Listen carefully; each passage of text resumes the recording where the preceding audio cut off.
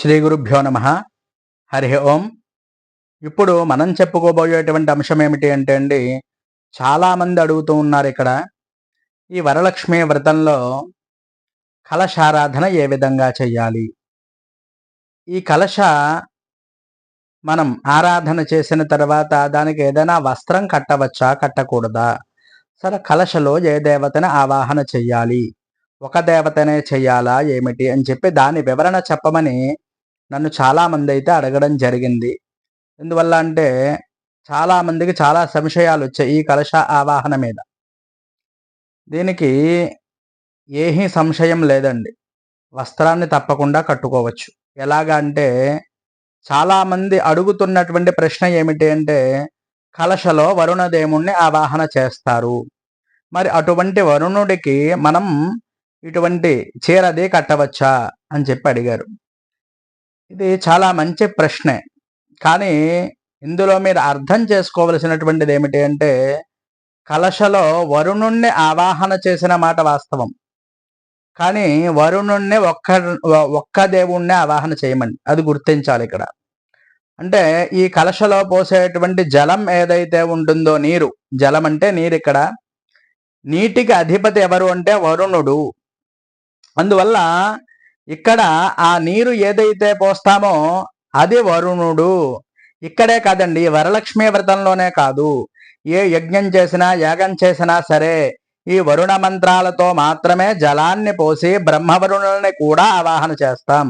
అంతేకాదండి, ఇక్కడ ఈ కలశలో ఈ బ్రహ్మవరుణులనే కాదండి, ఇంకా చాలా మందిని ఆవాహన చేస్తాం. కలశస్య ముఖే విష్ణు, కంఠే రుద్ర సమాశ్రిత, మూలే తత్ర స్థితో బ్రహ్మ, మధ్యే మాతృగణాస్మృతా, కుక్షౌతు సాగరా సర్వే సప్తద్వీపావసుంధర. అంటే ఇక్కడ బ్రహ్మగారిని ఆవాహన చేస్తాం, విష్ణుమూర్తిని కూడా ఆవాహన చేస్తాం, అలాగే రుద్రుణ్ణి కూడా ఆవాహన చేస్తామండి. ఈ మంత్రాలతో సప్త సాగరాలను కూడా ఆవాహన చేస్తున్నాం. అర్గ్వేదోద యజుర్వేద సామవేదో హ్యథర్వణ, 4 వేదాలు ఏమైతే ఉన్నాయో అవి కూడా ఆవాహన చేస్తున్నాం. మరి ఆ విధానానికి వచ్చేటప్పటికి ఏ దేవతకైతే మనం కలశారాధన చేస్తామో, ఇక్కడ ప్రధాన దేవత ఎవరు అంటే మనకి వరలక్ష్మీదేవి. వరలక్ష్మీదేవి కాబట్టి చీర కట్టుకుంటారు. అలాగే మరి లక్ష్మీనారాయణ స్వామిని ఆవాహన చేసుకుంటారు కొంతమంది.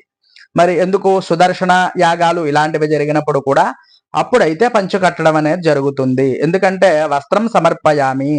ఇక్కడ మనం వస్త్రాన్ని ఆ యొక్క బింబం ఏదైతే కలశ ఉంటుందో దానికి మనం అలంకారం చేస్తున్నాం అంతే. ఇది అంతే, వస్త్రం సమర్పయామి అని చెప్పి దాన్ని ప్రత్యక్షంగా అలంకారం చేస్తున్నాం అంతే తప్ప కలశకి ఏదో చీర కట్టడం వల్ల మనం, అంతేకాకుండా పంచ కట్టడం వల్ల వచ్చేటువంటి ఇబ్బంది ఏమీ లేదు. అది ఎందువల్ల అంటే కొంతమంది వరుణ దేవుణ్ణి మాత్రమే ఆవాహన చేస్తారు అని చెప్పి అపోహపడుతూ చాలా మంది అడగడం జరుగుతోంది. వారికైతే ఒక్క వరుణుణ్ణి, జలానికి అధిపతి వరుణుడు, ఇది గుర్తుపెట్టుకోండి. ఒక పుణ్యాహవాచనం చేస్తాం, పుణ్యాహవాచనం చేసినప్పుడు కూడా ఆ జలానికి వరుణుణ్ణి ఆవాహన చేస్తాం అంతే తప్ప ప్రతి కలశలోని మరి వరుణుణ్ణి ఆవాహన అనేది నీటికి అధిపతి కాబట్టి వరుణుణ్ణి ఆవాహన చేయడం జరుగుతుంది. కలశలో వరుణుణ్ణే కాదండి, ఏ దేవత ప్రధానమైనటువంటి దేవతో ఆ దేవతలందరినీ కూడా ఆవాహన చేయడం జరుగుతుంది. అందువల్ల బ్రహ్మాండంగా మీరు చక్కగా భక్తి శ్రద్ధలతో మాత్రమే అర్చన చేయండి అంతే తప్ప ఇటువంటివన్నీ కూడా మీరు ఇబ్బందులు పడవద్దు. ఎందువల్ల అంటే శాస్త్రంలోనే మనకి చెప్పబడింది. ఎందుకంటే అలంకారం చక్కగా చెయ్యాలి. విష్ణుమూర్తికైనా అలంకారం చెయ్యాలి, అలాగే అమ్మవారికైనా అలంకారం చేసుకోవచ్చు.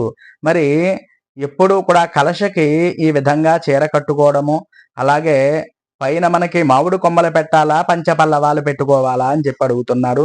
మనకి పంచపల్లవాలు దొరికితే పంచపల్లవాలు పెట్టుకోవచ్చు, లేని ఏడల మామిడి కొమ్మైనా పెట్టుకోవచ్చు. దానికి ఎటువంటి ఇబ్బంది అయితే లేదు. కొంతమంది ఇదే కలశలో బియ్యం వెయ్యొచ్చా, లేకపోతే నీటిని వాడాలా అని చెప్పి అడుగుతున్నారు. సాధారణంగా మనకి ఈ పుణ్య నది జలాలు ఉన్నప్పుడైతే జలం వాడడం చాలా విశేషం. కొన్ని ప్రాంతాల్లో ఆచార వ్యవహారాలని బట్టి కొంతమంది అయితే బియ్యం కూడా వాడడం జరుగుతుంది. ఎవరి ఆచారాన్ని బట్టి వారు చేసుకోవచ్చు. శాస్త్ర సమ్మతమైతే మరి జలం అంటే నీటిని వాడడం చాలా ప్రధానంగా చెప్పబడుతోంది. ఇక్కడ అందరూ గమనించగలరు. అలాగే మళ్ళీ చాలా మంది దీపం దేంతో పెట్టాలి అని కూడా అడుగుతున్నారు. ఆవు నేతితో దీపం పెట్టడం చాలా మంచిది.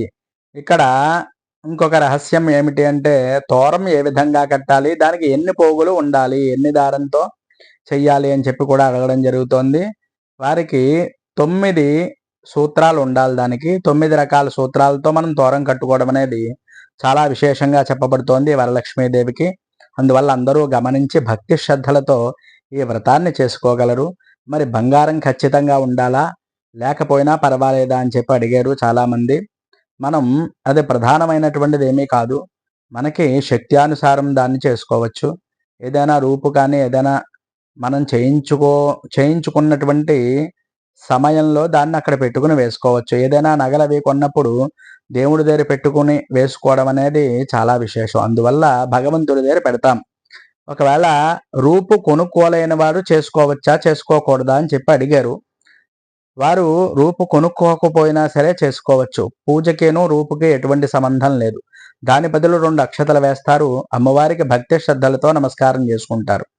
ఎందువల్ల అంటే ఇది సువాసినులు ఎవరైనా సరే భక్తి శ్రద్ధలతో చేసుకోవాలి. మనకి షోడశోపచార పూజ చేసుకుని, ఆ యొక్క కలశారాధన చేసుకుని, కలశ పూజ చేసుకుని, తోరగ్రంథికి పూజ చేసుకుని, చక్కగా భక్తి శ్రద్ధలతో కథాశ్రవణాన్ని అందరూ కూడా విని, భక్తి శ్రద్ధలతో అమ్మవారికి నమస్కారం చేసుకున్నట్లయితే దీర్ఘ సుమంగళి యోగం కలుగుతుంది. అంతే తప్ప మీరు ఎటువంటి అపోహలు కూడా పెట్టుకోనవసరం లేదు. కలశారాధన విషయంలో ముఖ్యంగా ఈ నియమాలైతే పాటించండి. ఎందుకంటే ప్రధాన దేవత ఎవరైతే వారిని బట్టి మనం పూజ చేసుకోవడం అనేది జరుగుతుంది. ఇక్కడ వరలక్ష్మీదేవి కాబట్టి చీర కట్టుకోవచ్చు. అంటే ఇక్కడ కలశ పెద్దదైతే కట్టడానికి అవకాశం ఉంటుంది. బాగా చిన్న చెంబు పెట్టుకునేవారైతే ఒక రవికెల గుడ్డ సాధారణంగా పెడతారు. అలాగే చీర దేవుడి దగ్గర పెడుతూ ఉంటారు. సాధారణంగా జరిగేటువంటిది ఇలా జరుగుతూ ఉంటుంది. కానీ చాలా మంది ఏంటంటే ఈ మధ్య పెద్ద పెద్ద బిందెలు పెడుతున్నారు కలశకి. అలాంటి వారైతే చీర కట్టుకుంటే అది ఎటువంటి ఇబ్బంది ఉండదు. అంతే తప్ప చిన్న కలశానికి అంతంత పెద్ద పెద్ద చీరలు కడితే మరి కలశావాహన చేసేటప్పుడు పడకూడదు, కదలకూడదు. కాబట్టి ఈ నియమాలు పాటించండి, సరిపోతుంది. హరి ఓం తత్సతు. స్వస్తి.